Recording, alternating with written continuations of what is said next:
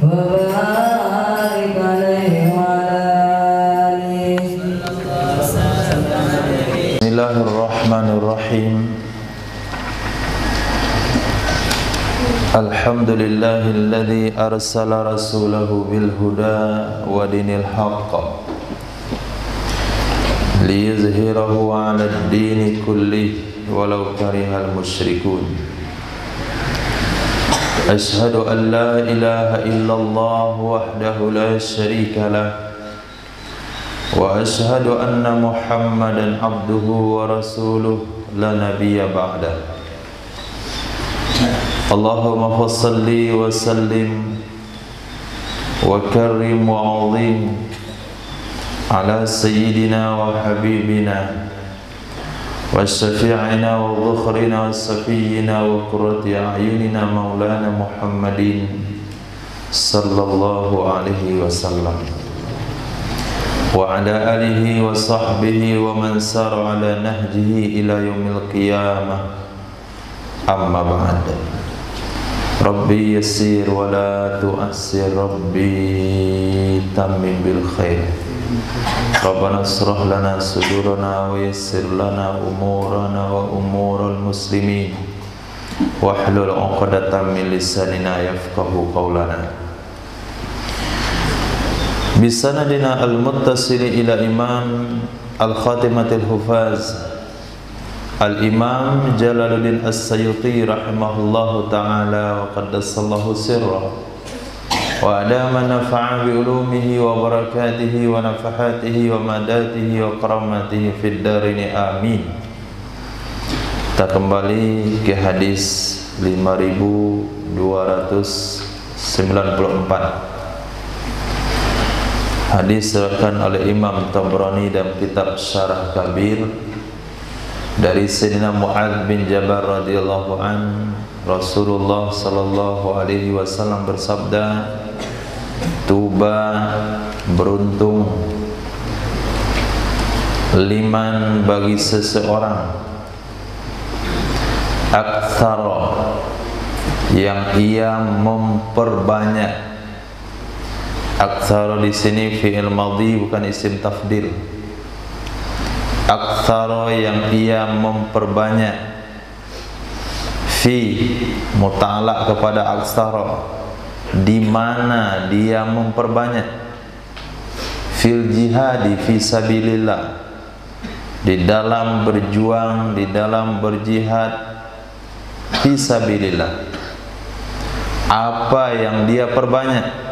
Min muta'alaq kepada aktsar, min dzikrillah, dari berzikir kepada Allah Subhanahu wa ta'ala.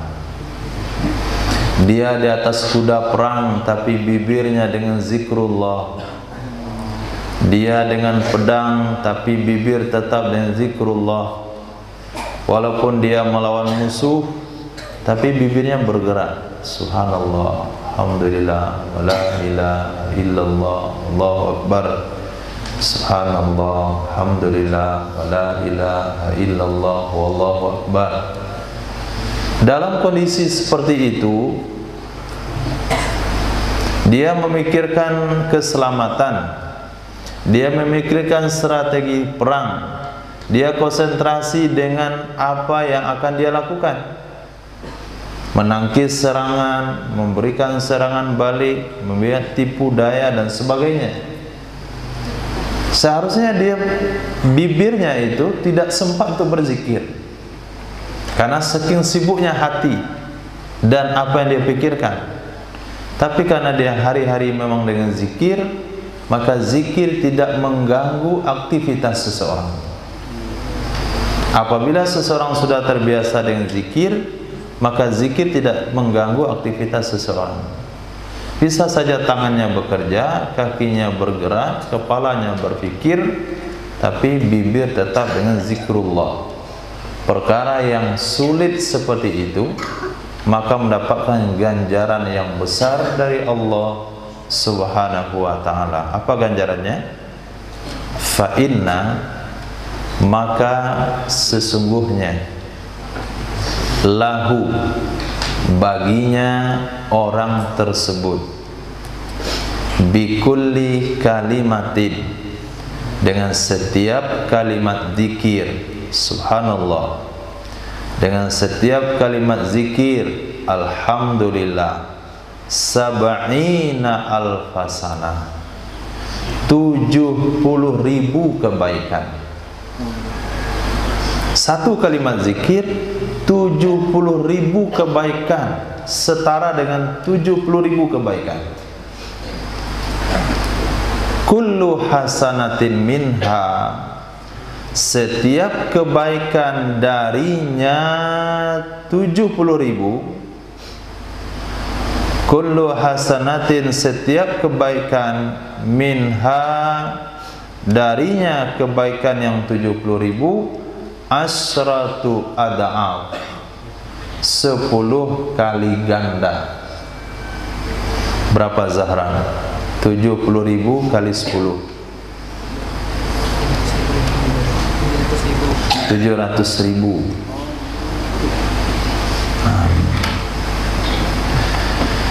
Subhanallah, kita baca di tempat yang lain kita dapat pahala 10. Kalau kita baca subhanallah, bisa saja pahala kita 700. Kalau kita baca subhanallah di medan perang, pahalanya satu subhanallah 700.000. Tapi membaca doa zikir di pasar pahalanya 1 juta. Tetap tidak mengalahkan zikir di pasar. Kalau orang berzikir di medan jihad, itu masih ada motivasi. Motivasi menarik pertolongan Allah dalam kondisi genting, dia memperjuangkan agama Allah, dia berada dalam suasana yang menaikkan iman dan keyakinan. Tapi ketika dia berada di pasar, dia berada di suasana duniawi, ceritanya dunia, obsesinya dunia, orientasinya dunia, semuanya. Tapi dalam waktu yang sama dia masih berzikir.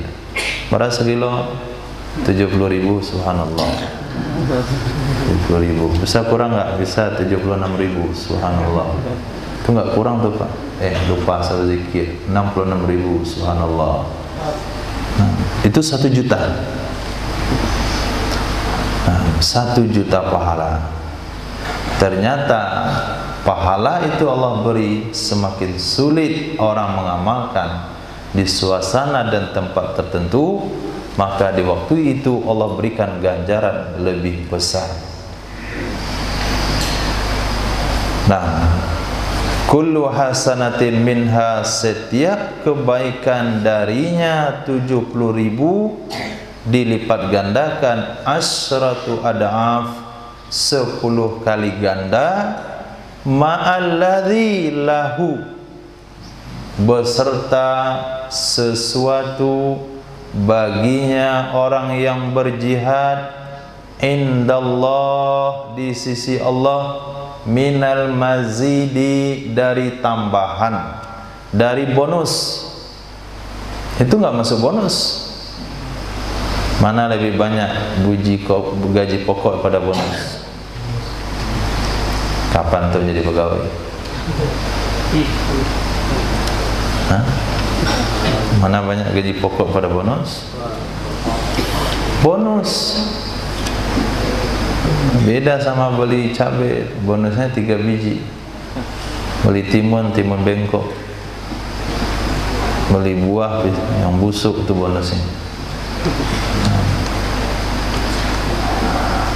Wa nafaqatu ala qadri zalik, nafkah juga dengan perhitungan demikian. Rafid dia kitabnya. Wa nafaqatu, nafkah, uang yang diberikan, rupiah yang dikeluarkan, makanan yang disumbangkan di dalam berjihad di jalan Allah, ala qadri zalik, juga di atas demikian. Nah, Galang Taman Istih, alhamdulillah. Kalau seseorang berjuang di jalan Allah, lalu dia menyumbang di jalan Allah 1 juta rupiah, berapa pahalanya?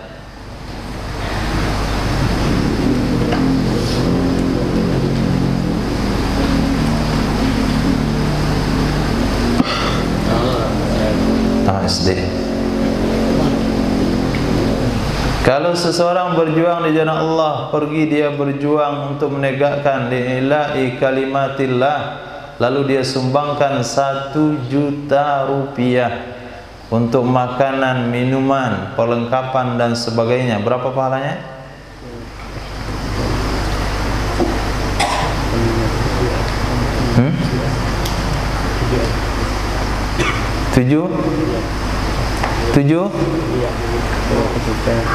Tujuh apa?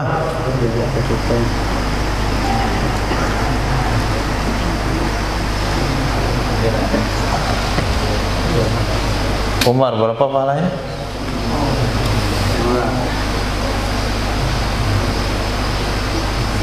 $7 miliar. Enggak ada gunanya belajar itu.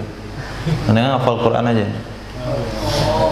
Apa antum sekolah kemarin? Davis berapa pahalanya? Hah? 700.000. Ya Karim.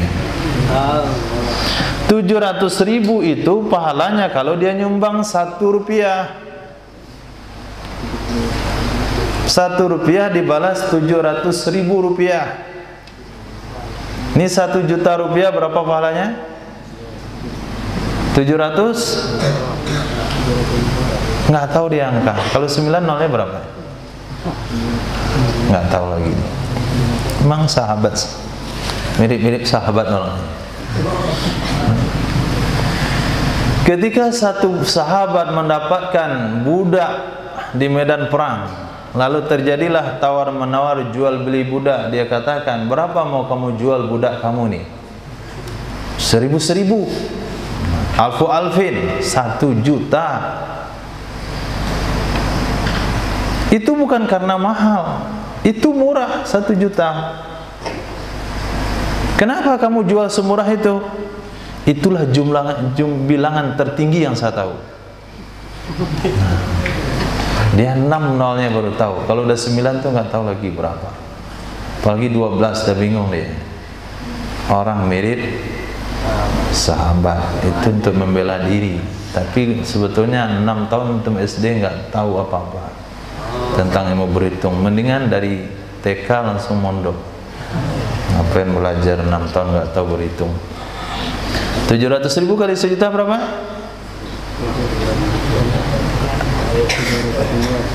700 miliar pahalanya. 700 M itu kalau menyumbang 1 juta fisabilillah. Nah, tuba beruntung liman bagi seseorang askanahu yang menempatkan akannya orang tersebut Allahu Ta'ala, oleh Allah Subhanahu wa Ta'ala, ihdal arusain, di salah satu 2 pengantin, di salah satu 2 pengantin. Arus itu bahasa pengantin dalam bahasa Arab, yutlaku ala rajul wal mar'ah, bisa digunakan untuk laki dan perempuan. Kalau kita juga sama, pengantin laki-laki, pengantin perempuan. Maka beruntung orang-orang yang Allah tempatkan di salah satu 2 pengantin. Mana 2 pengantin di negeri ini? Pertama Asqalan, yang kedua Wuzzah. Jadi 2 negara tersebut itu disebut oleh Allah Arusain. Mana yang laki-laki, yang perempuan. Nah, Asqalan.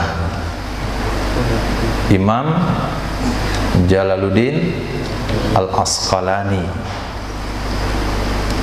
Al-Asqalani, bukan Asqalani.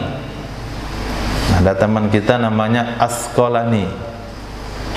Itu sulit dia menghafal Al-Quran karena namanya Asqalan. Seseorang telah memberatkan aku, pakai hamzah.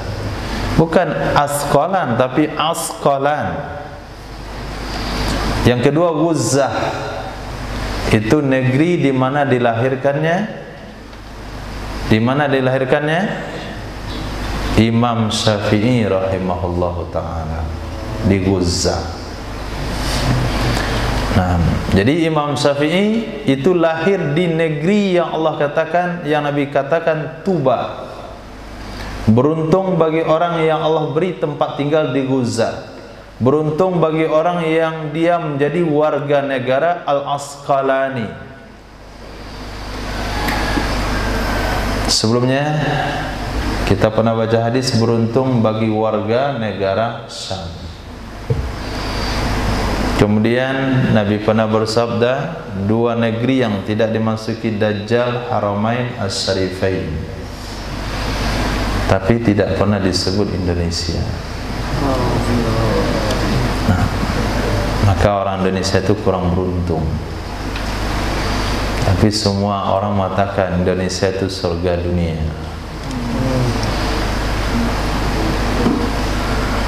Sebagian negara itu tidak bisa melihat sungai.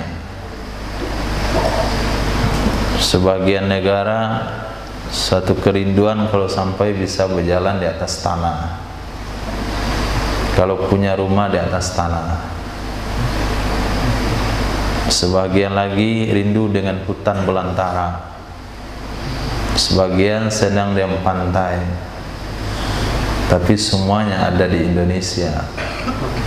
Tapi nggak pernah disebut mereka beruntung. Kenapa?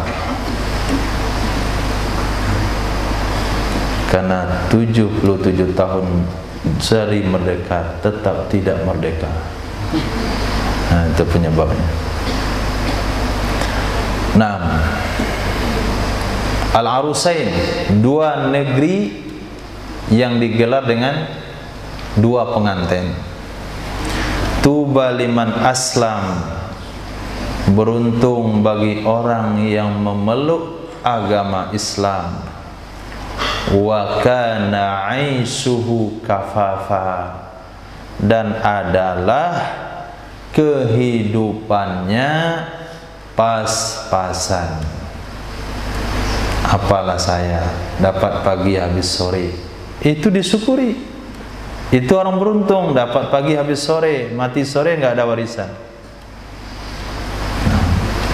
Mati pagi nggak ada warisan juga karena belum dicari. Tapi Islam dapat pagi habis sore tapi nggak sholat, dapat pagi habis sore tapi nggak taat, nggak puasa, dapat pagi habis sore tapi maksiat, itu nggak ada keberuntungan. Keberuntungan itu bagi orang yang kehidupannya pas-pasan tapi menjaga ibadah sholatnya. 5 menit sebelum masuk waktu, ojeknya sudah parkir di halaman masjid. Gerobak dorongnya sudah parkir di masjid. Apalagi yang dia jual. Kedai kecilnya sudah ditutup. Memang dagangnya kecil-kecilan, usahanya kecil-kecilan, hanya pas untuk makan saja. Tapi tidak menyebabkan dia meninggalkan perintah Allah. Maka itu orang beruntung. Kenapa dia beruntung? Karena ketika dia meninggal dunia, tidak ada yang perlu dia pertanggungjawabkan di hadapan Allah Subhanahu wa ta'ala. Nggak ada yang perlu dia pertanggungjawabkan. Naik pesawat, bawa bekal kantong kresek, nggak perlu ngantri tempat pengambilan barang waktu turun, tidak perlu ngantri untuk menimbang barang waktu naik. check in langsung naik. Ada barang Pak? Nggak ada. Resetnya. Nggak perlu juga bagasi, taruh di bawah kursi sudah cukup. Pas saat mendarat dia langsung keluar dari bandara. Nggak perlu nunggu barang keliling. Ini saking banyaknya barangnya lama dia nunggu. Hilang satu lagi. Ternyata yang hilang itu narkoba, masuk penjara dia. Begitu bentuk kehidupan di akhirat kelak. Kalau dia pulang ke akhirat tidak bawa harta benda, artinya ketika meninggal tidak meninggalkan harta benda, maka dia adalah orang beruntung. Karena Nabi sabdakan orang kaya akan tertahan dihisab selama 500 tahun. 500 tahun. Sementara orang kaya hidup di dunia ini hanya 70 tahun. Hidupnya 70 tahun. Dia menikmati kekayaan itu hanya palingan dalam masa 30 tahun. Apakah kaya dari bayi? Tidak, mungkin dari usia 25. 70 kurang 25 berapa, Apri? 45. Nah, 45 tahun.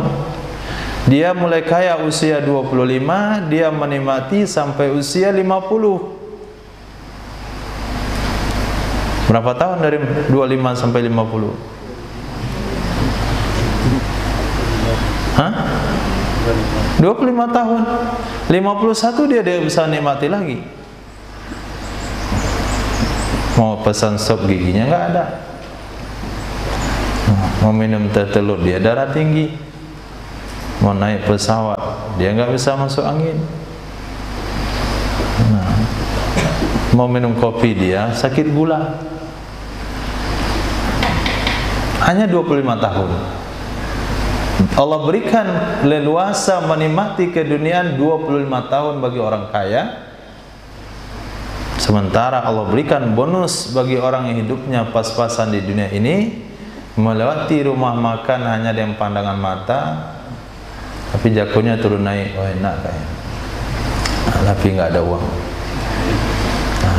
Temannya makan dia nelan. Nelan aja dari tadi, orang munyah dia nelan saja. Kenapa? Pengen makan tapi nggak bisa beli. Berapa lama paling dia menderita, tapi Allah berikan bonus 500 tahun lebih awal menikmati surga dari yang lain. Maka itu yang Nabi sabdakan beruntung. Tapi syaratnya aslam. Dia mengerjakan ajaran agama syariat Islam. Wa kana 'aishuhu kafafa, tapi kehidupannya pas-pasan. Tuba liman bata hajjan wa asbaha ghazian. Beruntung bagi orang yang tidur malam. Tuba, beruntung liman bagi seseorang bata yang tidur malam hajjan, hal keadaan dia haji. Setiap malam dia dapat pahala haji. Bata hajjan, tidur malam, hal keadaan dia dapat pahala haji. Wa asbaha, dan dia berada di pagi hari ghazian, keadaan dia mendapatkan pahala perang.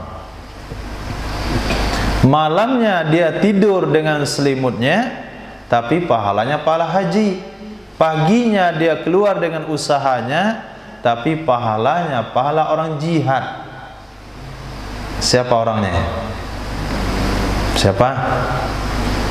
Rajulun masturun dzu ayalin muta'affifun qani'un bil yasir minad dunya yadkhulu alaihim dahikan wa yakhruju minhum dahikan.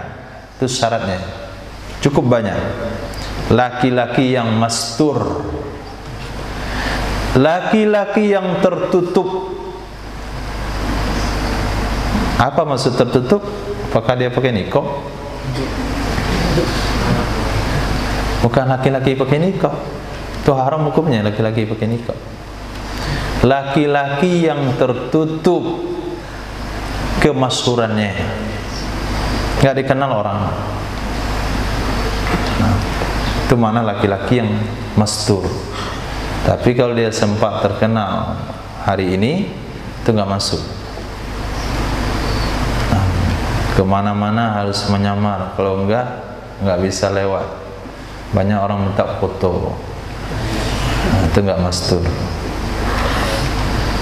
Ini rajulun mastur, laki-laki yang tertutup, tidak terkenal. Dzu iyalin, yang memiliki keluarga. Dzu iyalin, dia memiliki keluarga. Tentu antum nggak masuk.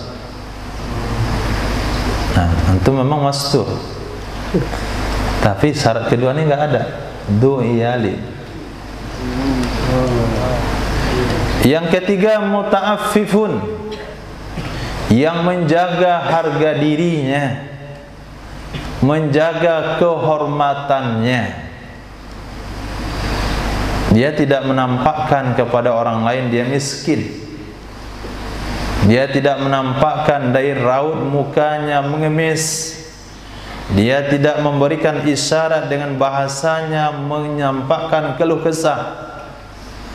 Tidak ada bahasa isyarat di bibirnya, di penampilannya, di sikapnya, dia butuh ditolong. Enggak sama dengan ahli sufa kita hari ini.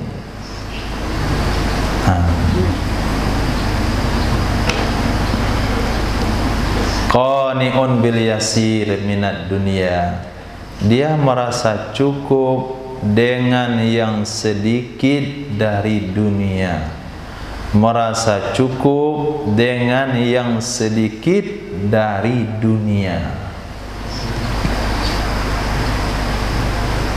Yadkhulu alaihim, dia masuk menjumpai mereka keluarganya, dahikan, hal keadaan dia tertawa.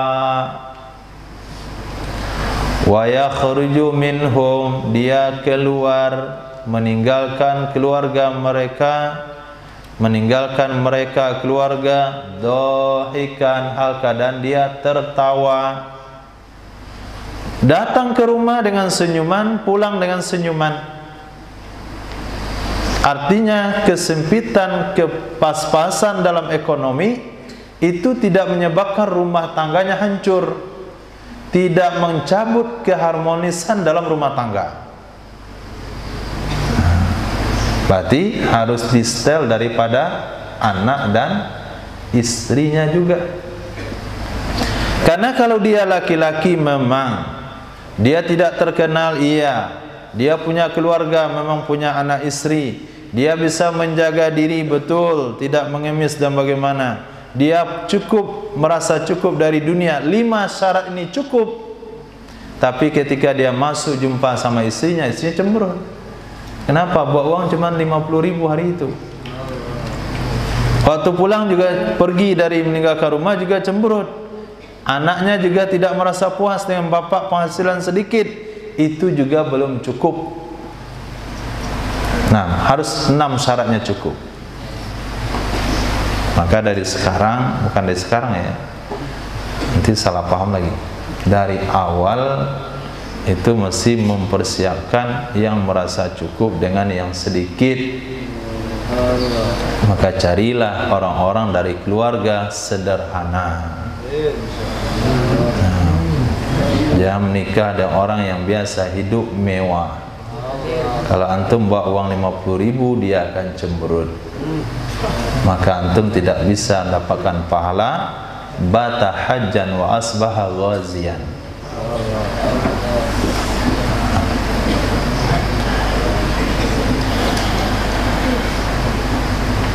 Tapi semuanya itu kalau ditanya ke akal, akal katakan itulah yang sesungguhnya.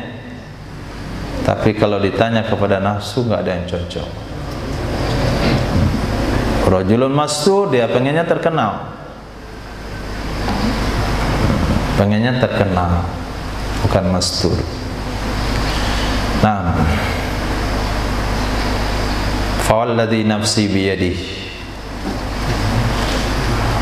Kalau sekiranya dengan ungkapan yang tadi antum tidak mengerti kata Nabi, belum terhujam keyakinan terhadap pahala yang dijanjikan, maka di akhir Nabi bersumpah, fawalladzi nafsi biyadi, maka demi zat yang jiwaku di genggamannya, yang demi zat yang jiwaku berada di kekuasaannya. Artinya kekuasaan itu ahlus sunnah. Yang mengartikan tangan itu ahlus sunnah juga.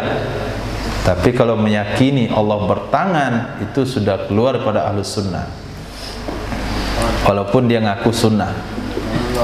Kalau antum ketemu aliran yang mengartikan tangan Allah itu betul-betul tangan, memang tangan punya fisik, walaupun dia 1.000.000 kali ngakui ahli sunnah, 1 M dia bukan ahli sunnah. Perkumpulan ulama di CES-nya mensepakati orang yang memiliki keyakinan tasbih dan tajsim keluar daripada ahlus sunnah wal jamaah. Sudah keluar. Maka jangan pernah memahami akidah Allah bertangan itu memang punya tangan, tapi nggak sama teman kita. Nah, itu mengatakan Allah itu markub, tersusun daripada anggota tubuh. Berarti Allah sama dengan kita, nggak sama dengan tangan kita. Maksud bukan sama itu, sama-sama tersusun dari anggota tubuh. Makhluk tersusun dengan anggota tubuh, kalau Allah tidak tersusun dari anggota tubuh. Kalau hanya pemahaman tangan Allah nggak sama dengan tangan kita, itu sudah jelas. Tangan kita dan tangan kita aja nggak sama, tangan kita dan tangan monyet aja nggak sama. Itu pemahaman anak-anak itu. Pemahaman anak-anak. Allah punya tangan tapi nggak sama sama tangan kita. Ya kita punya tangan nggak sama dengan tangan monyet, tapi kan sama-sama punya tangan. Allah berdiri daripada beberapa anggota tubuh. Angkat kepala. Allah terdiri dari beberapa anggota tubuh. Nah, kalau hanya nggak sama, anak kecil juga tahu nggak sama. Nah, tapi meyakini Allah punya tangan itu yang sesat, bukan sama nggak samanya.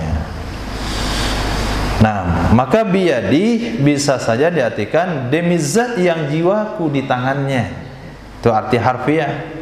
Tapi keyakinan kita ahlus sunnah, Allah tidak punya tangan.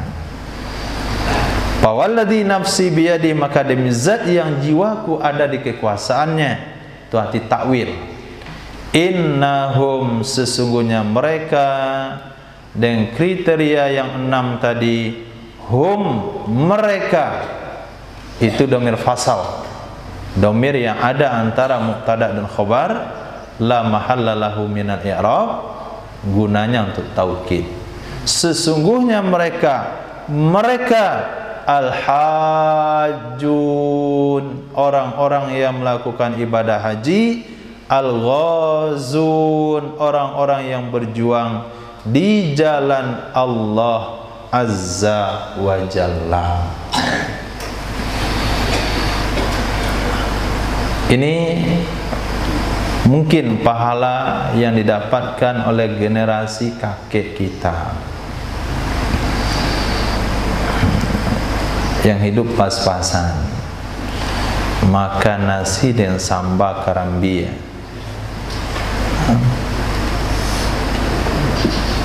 Itu dong sambal karambi. Makan nasi campur jagung, itu zaman perang Jepang. Tapi keluarganya harmonis. Buktinya paman antum banyak. Tuba liman tarakal jahla, beruntung bagi orang yang meninggalkan kebodohan. Beruntung bagi orang yang meninggalkan kebodohan.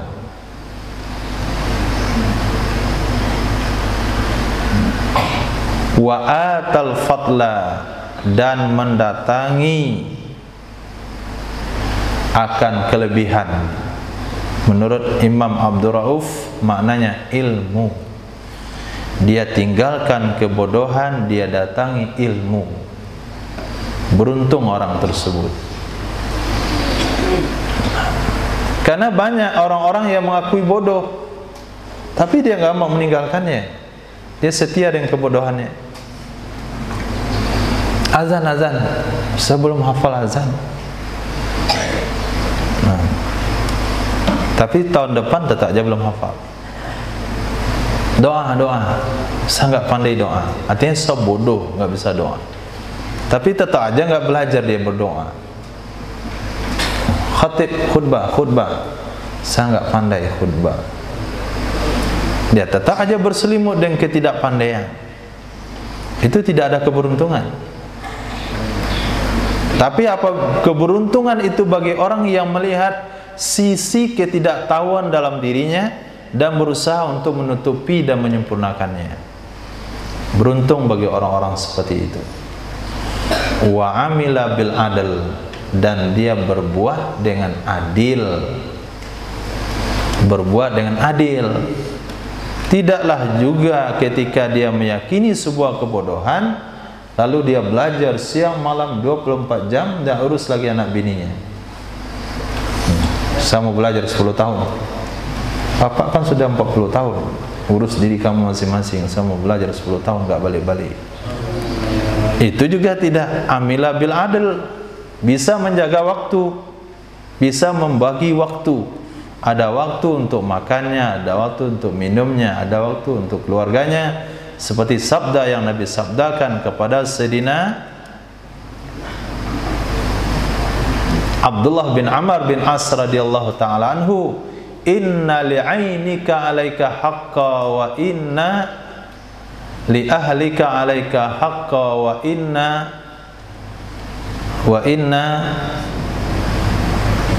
enggak ingat lagi hadisnya. Sesungguhnya bagi dua matamu ada haknya terhadapmu, bagi keluargamu ada haknya terhadapmu. Wa ati kulli dhi haqqin haqqa, berikan kepada yang punya hak akan haknya. Itu maksudnya adil. Nah, berikan kepada yang berhak sesuai dengan haknya. Nah, ini 6 bulan tiap tahun. Makomi 10 jam sehari semalam. Sudah 6 bulan tiap tahun, ketika pulang ke rumah udah makomi 10 jam. Orang 2,5 jam, dia 10 jam. Berangkat pagi sholat subuh, pulang jam 5 sore. Nah, nggak bisa. Katanya memperbaiki diri wajib. Memang amila bil adl, harus berbuat itu dengan adil, ada keseimbangan. Dan sampai ketaatan kepada sesuatu, meninggalkan ketaatan kepada yang lain, sementara dia dalam posisi yang sama. Apakah ketika seseorang sibuk dengan Al-Quran, lalu ketika zuhur, azan zuhur berkumandang, orang solat berjamaah zuhur, dia mengaji Quran saja? Saya mau kubro nih, akhir bulan nih, ini baru baca 5 juz. Orang salat zuhur dia ngaji, orang salat asar dia mengaji, orang makan dia mengaji, 7 hari dia mati deh. Ya jadi kubro. Bukan berarti dengan kita fokus dengan mengaji lalu nggak mandi. Tapi kalau fokus yang mengaji nggak berenang, itu nggak ada masalah. Tapi fokus mengaji tapi nggak sholat. Fokus mengaji nggak baca waqiah. Fokus mengaji orang zikir subhanallah subhanallah 33 kali, dia mengaji juga. Itu enggak tepat. Sesuatu yang antum ambil waktu ibadah yang rutin Nabi lakukan, itu tidak memberi faedah kalau antum gunakan bukan pada tempatnya. Antum kira dengan cara saya mengaji ketika orang berzikir, subhanallah, orang baca subhanallah, dia sibuk dia mengulang hafalannya, apakah itu memberi perbedaan atau perubahan? Tidak sama sekali. Pada saat itu zikir yang lebih afdal. Subhanallah 33, alhamdulillah 33, takbir 33, la ilaha illallah 100, genap 100. Itu yang lebih afdal. Tidak bisa diganti dengan Yasin, tidak bisa diganti dengan murojaah Quran. Nah, amila bil adl, tuba liman tawadha'a fi ghairi manqasatin. Beruntung bagi orang yang merendahkan diri.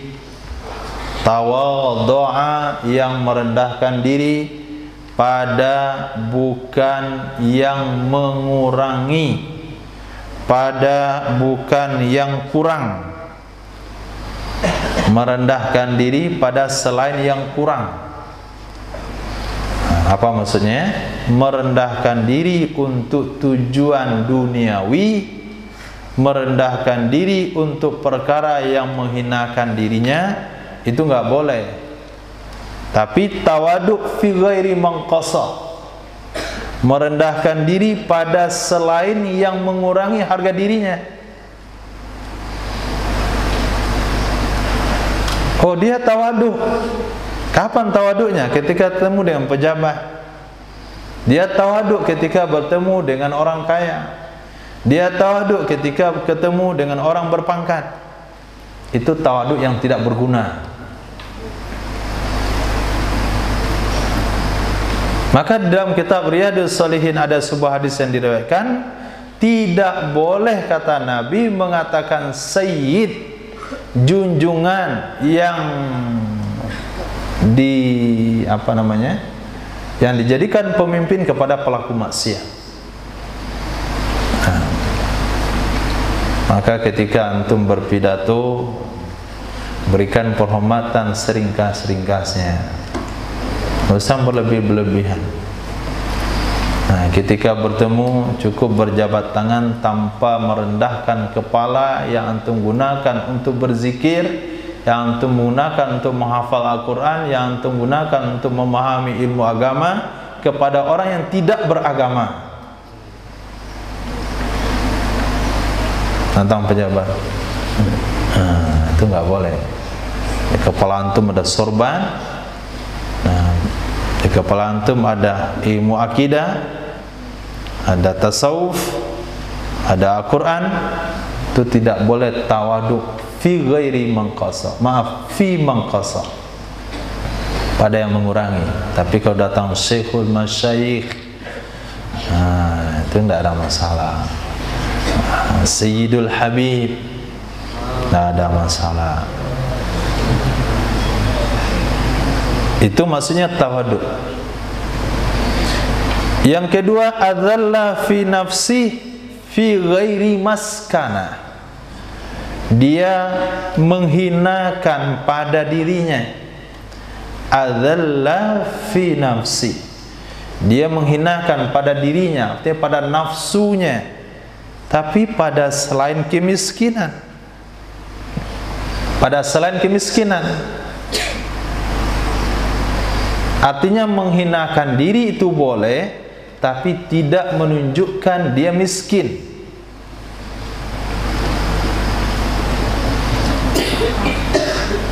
Dia makan, lalu dia habiskan makanan di piring, itu sunnah, bukan menunjukkan miskin. Tidak menunjukkan miskin. Maka menghinakan diri pada kemiskinan tidak boleh. Seorang imam ketika beliau bertemu dengan pejabat tinggi orang kaya, beliau pakai baju yang semahal-mahalnya. Itu apa? Untuk menunjukkan bahwasanya dia orang tidak butuh. Dia bukan orang yang dihinakan, direndahkan. Ini sengaja kalau jumpa sama orang-orang dermawan dikeluarkan handphone sakaratil maut, diikat pakai karet. Telepon, Assalamualaikum, udah jelas suara nih. Apa maksudnya nggak jelas? Padahal nggak ada orang telepon, memang nggak jelas suaranya. Tujuannya supaya orang dermawan itu gantikan handphone dia. Nah, berkunjung ke rumah orang miskin, bawa handphone yang diikat dengan karet. Nah, tapi berkunjung ke rumah orang kaya, bawa handphone selebar meja ini. Handphone saya dulu nih.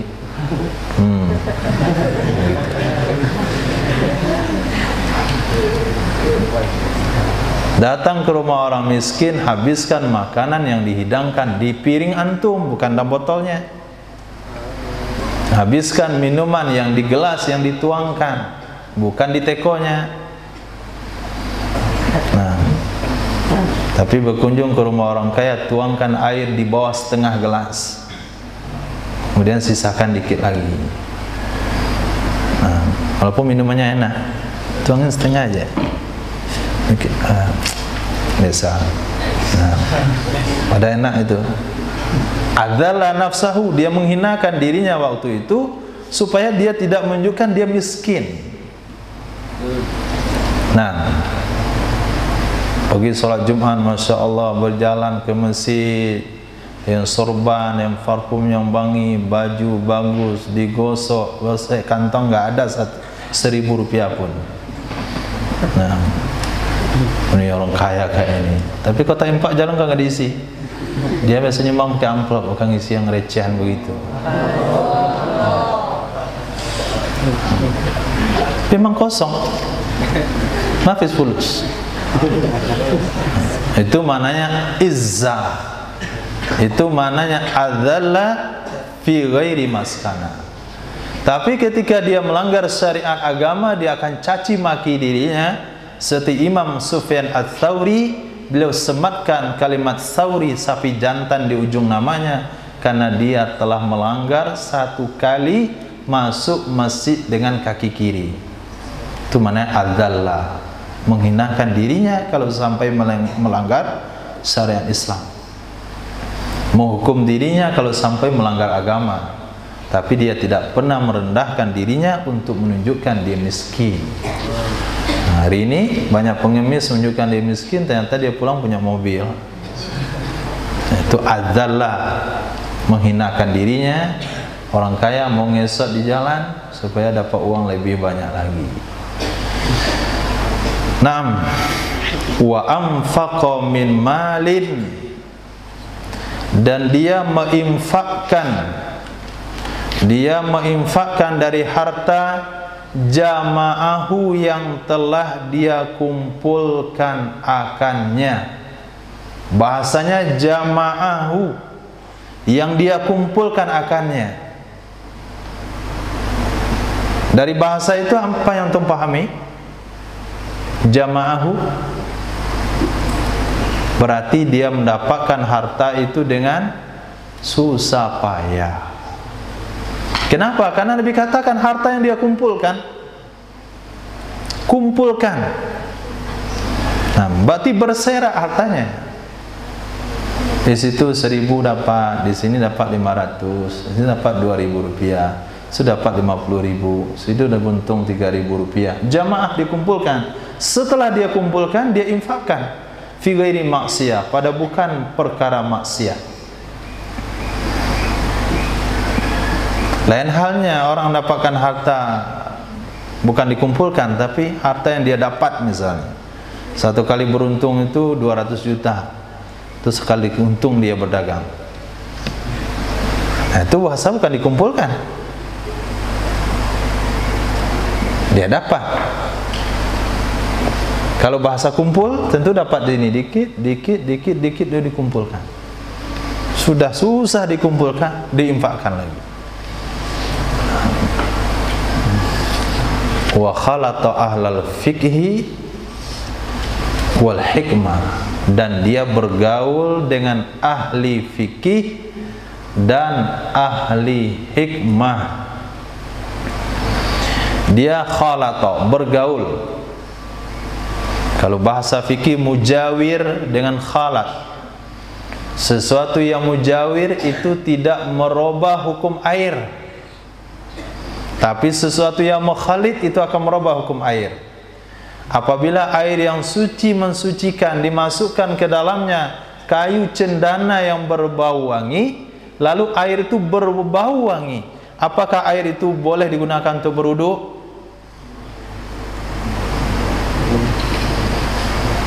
Berarti saya tidak berkumpul dengan ahli fikih sekarang.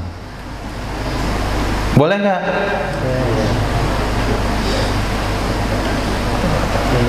Enggak, boleh nggak?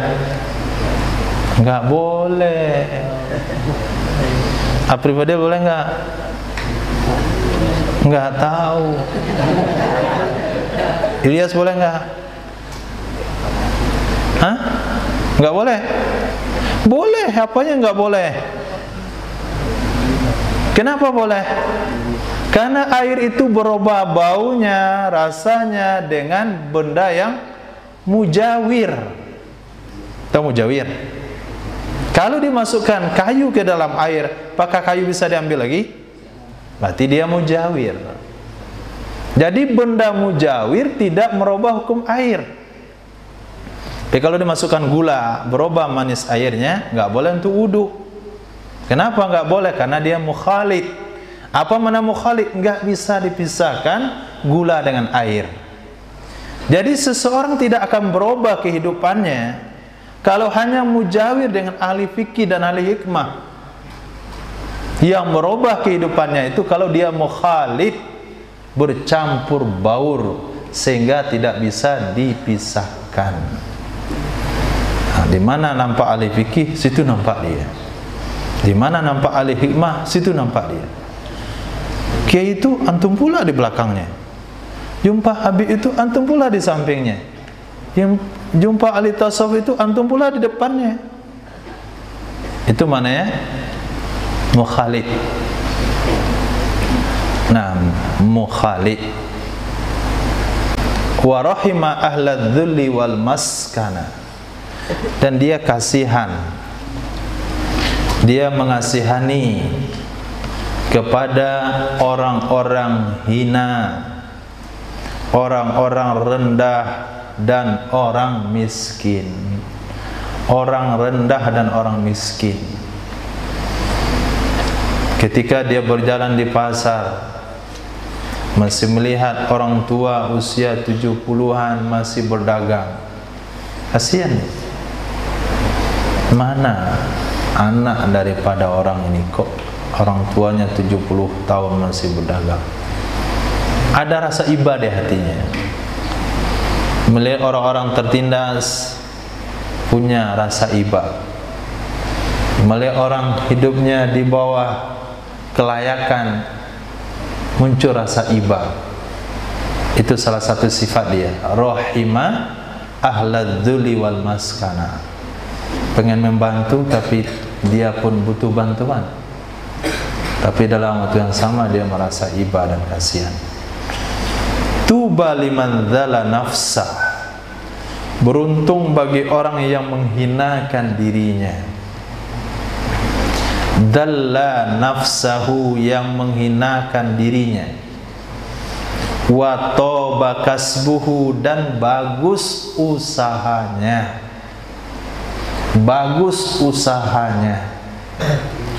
Wa hasunat sariratuh, dan bagus perjalanan hidupnya. Hasunat sariratuhu, bagus perjalanan hidupnya. Lahir dari keluarga Karkunat, usia 2 bulan sudah ditinggalkan di tetangga karena ibu masturat. Nah,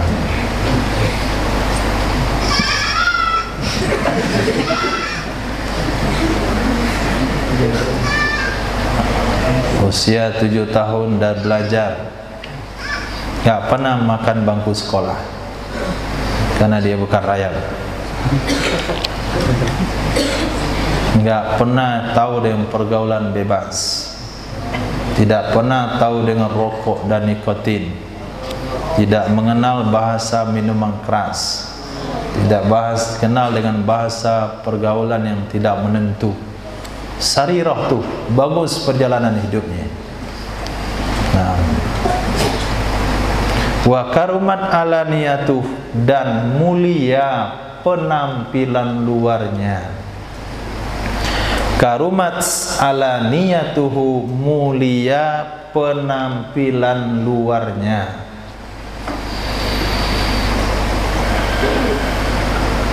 Tidak sembraut. Nah, itu bahasa tadi. Mulia penampilan luarnya. Baju nggak mesti mahal. Yang penting bersih. Tapi mahal. Bagian belakangnya udah kayak gorden, keriting. Nah, di sebelah belakang ada warna kunyit. Nah, sebelahnya lagi ada minyak samba. Depannya ada kuah bakso. Leher bajunya ada bintik-bintik hitam karena direndam 7 hari 7 malam. Itu enggak karumat aliennya tuh. Nah, bagian belakang kuning 2 sisi.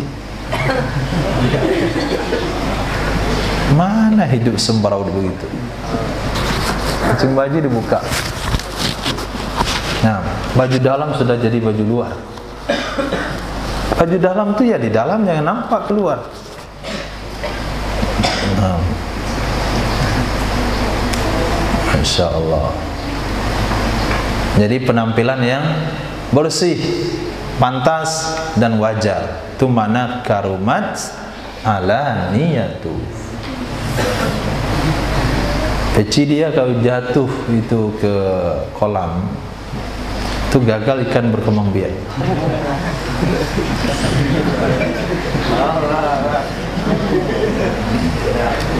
Handuk setahun sekali dicuci. Nah, itu enggak karumat alienatu. Lemari sekecil itu cuman 2 rak, itu berantakan. Itu enggak karumat alienatu. Cuma lemari 1 pintu 2 rak itu juga hancur, enggak tersusun rapi. Nanti antum enggak bisa dipercaya dalam kerapian. Selesai ambil baju di jemuran, masuk lagi dalam penggilingan. Nah, ada bahasa dilipat. Nanti mau cari lagi, tarik keluar. Nah, ini.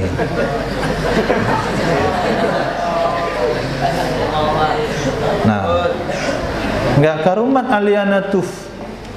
Tidak bagus penampilan luarnya. Wa azzala anin nas, dan dia menjauhi dari manusia.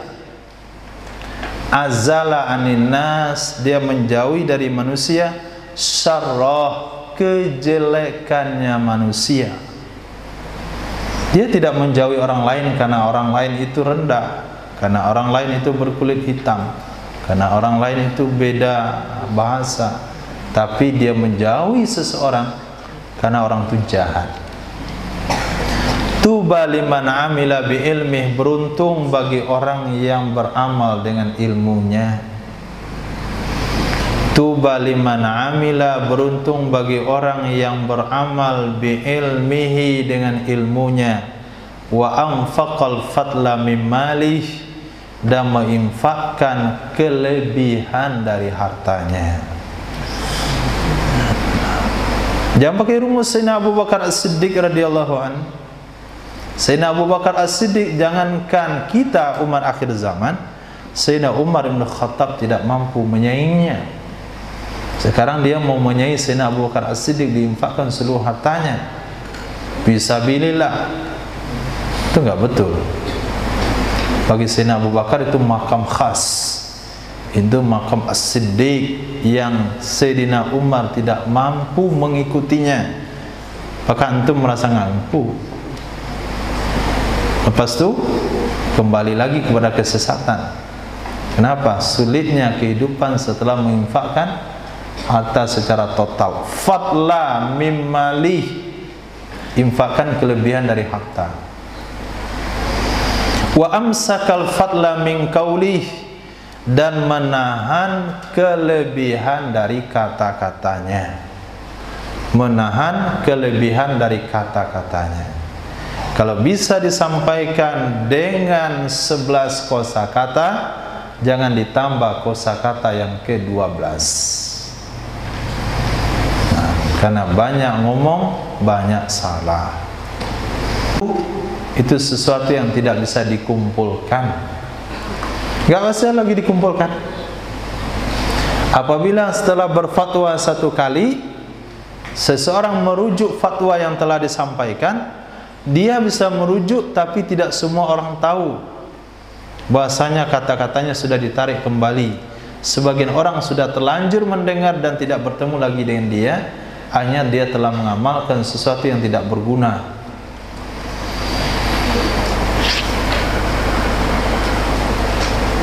Tuba liman razaqahullahul kafafa summa sabara alaihi.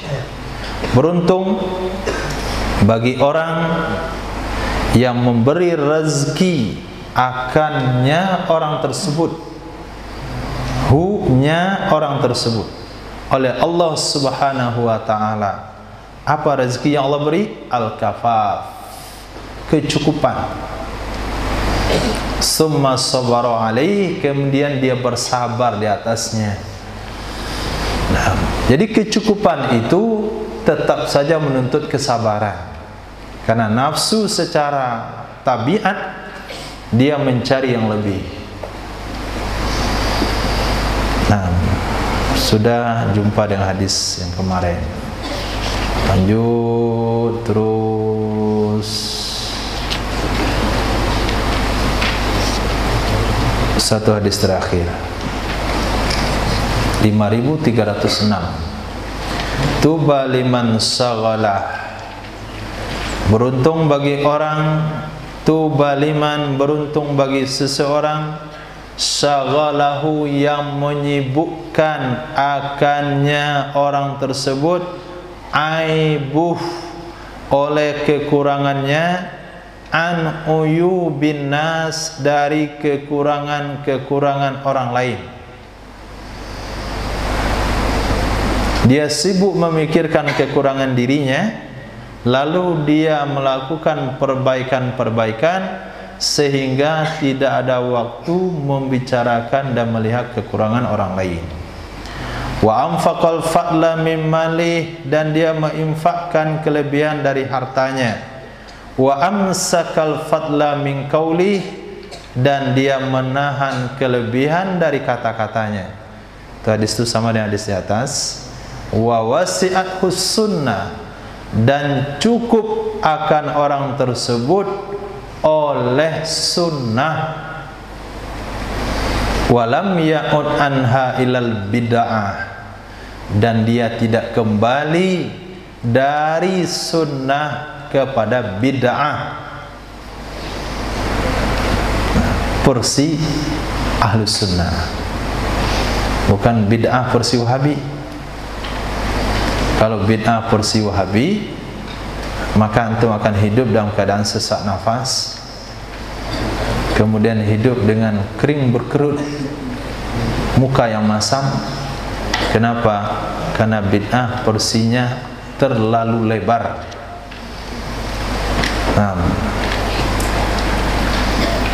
Apa itu bid'ah?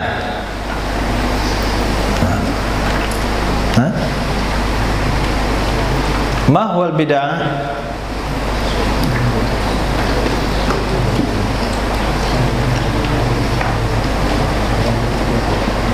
Apa?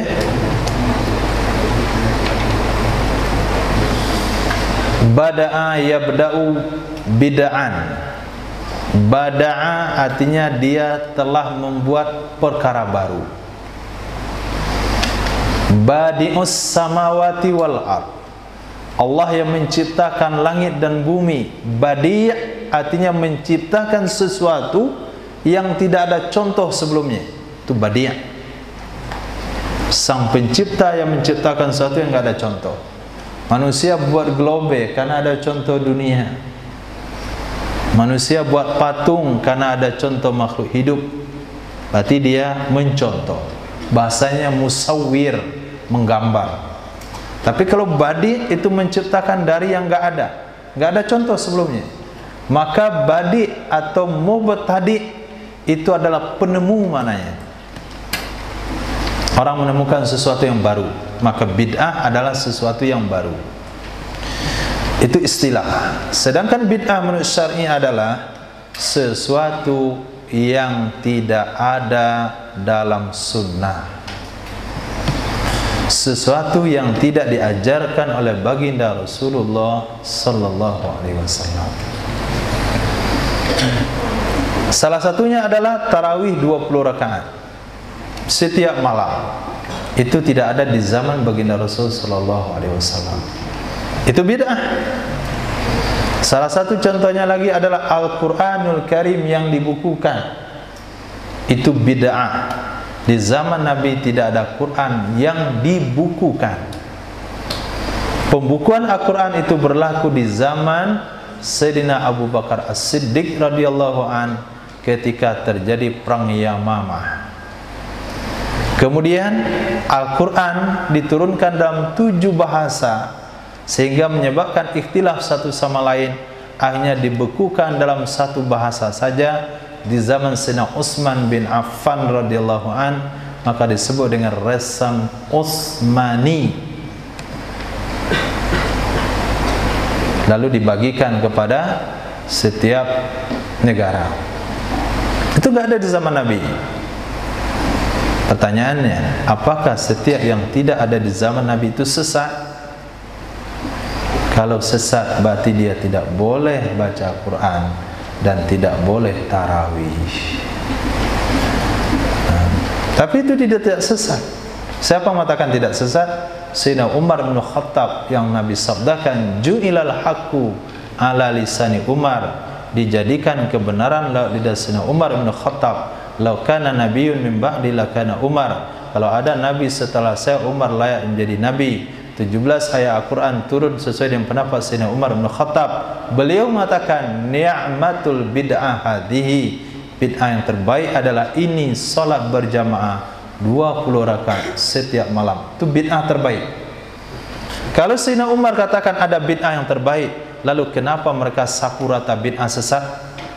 Siapa yang sesat? Sayyidina Umar atau dia? Nah, itulah ahli sesat yang enggak boleh antum ikuti hari ini. Nah, khair.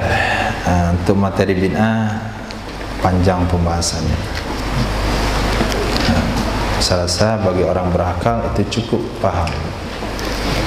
Az-zaki yafhamu bimislil wahid kama la yafhamu dhabi bi alfi syahid. Orang cerdas paham dengan 1 contoh seperti orang bongah enggak paham dengan 1000 contoh. Faham tu? Berarti antum orang cerdas. Insyaallah, alhamdulillah, subhanallah wa bihamdika, asyhadu an la ilaha illa anta, astaghfiruka wa atubu ilaik. Subhanaka rabbil izzati amma yasifun, salamun alal mursalin, walhamdulillahi rabbil